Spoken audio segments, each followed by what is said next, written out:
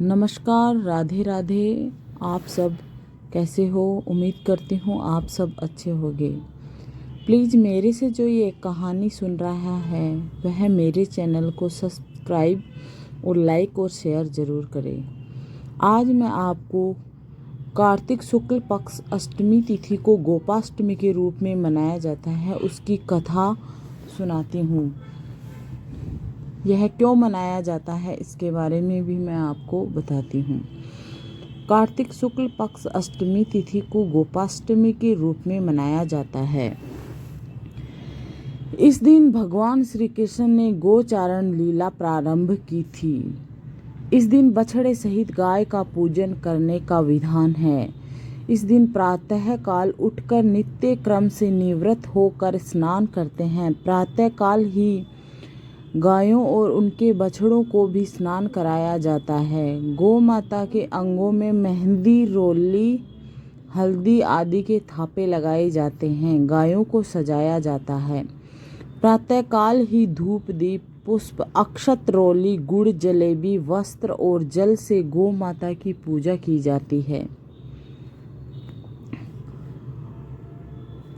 जाती है और आरती उतारी जाती है। पूजन के बाद गोग्रास निकाला जाता है। गौ माता की परिक्रमा की जाती है। परिक्रमा के बाद गौओं के साथ दूर तक चला जाता है। नगर भ्रमण भी एक तरह से इस दिन किया जाता है। कीड़ी नंगरा भी इस दिन सींचा जाता है। भगवान ने जब 6ठे वर्ष की आयु में प्रवेश किया तो एक दिन भगवान यशोदा माता से बोले, मैया अब हम बड़े हो गए हैं। मैया यशोदा बोली, अच्छा लल्ला, अब तुम बड़े हो गए हो तो बताओ अब क्या करें। भगवान ने कहा, हम अब बछड़े चराने नहीं जाएंगे, अब हम गायें चराएंगे। मैया ने कहा, ठीक है, बाबा से पूछ लेना। मैया ने इतना कहते ही झट से भगवान नंद बाबा से पूछने गए। बाबा ने कहा, लाला अभी तुम बहुत छोटे हो, अभी तुम बछड़े ही चराओ। भगवान ने कहा, बाबा मैं बछड़े नहीं गाय ही चराऊंगा। जब भगवान नहीं माने तब बाबा बोले, ठीक है लाल, तुम पंडित जी को बुला लाओ, वह गोचारण का मुहूर्त देखकर बता देंगे। बाबा की बात सुनकर भगवान झट से पंडित जी के पास पहुँचे और बोले, पंडित जी आपको बाबा ने बुलाया है, गोचारण का मुहूर्त देखना है। आप आज ही मुहूर्त बता देना, मैं आपको सारा माखन दे दूंगा। पंडित जी नंद बाबा के पास पहुँचे और बार बार पंचांग देखकर गणना करने लगे। तब नंद बाबा ने पूछा, पंडित जी क्या बात है, आप बार बार क्या गिन रहे हो? पंडित जी बोले, क्या बताएं नंद बाबा जी, केवल आज का ही मुहूर्त निकल रहा है, इसके बाद तो 1 वर्ष तक कोई मुहूर्त ही नहीं है। पंडित जी की बात सुनकर नंद बाबा ने भगवान को गोचारण की स्वीकृति दे दी। भगवान जो समय कोई कार्य करे वही शुभ मुहूर्त बन जाता है। उसी दिन भगवान ने गोचारण आरंभ किया और वह शुभ तिथि भी कार्तिक मास में शुक्ल पक्ष अष्टमी। भगवान के गोचारण आरंभ करने के कारण तिथि गोपाष्टमी कहलाई। माता यशोदा ने अपने लल्ला के श्रृंगार किए और जैसे ही पैरों की जूतियां पहनाने लगी तो लल्ला ने मना कर दिया और बोले, मैया यदि मेरी गोएं जूतियां नहीं पहनती तो मैं भी नहीं पहनूंगा।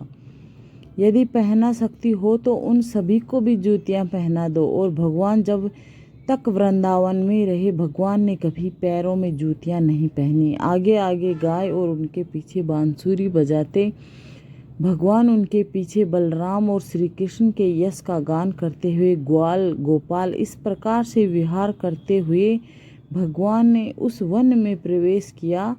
तब से भगवान की गोचारण लीला का प्रारंभ हुआ।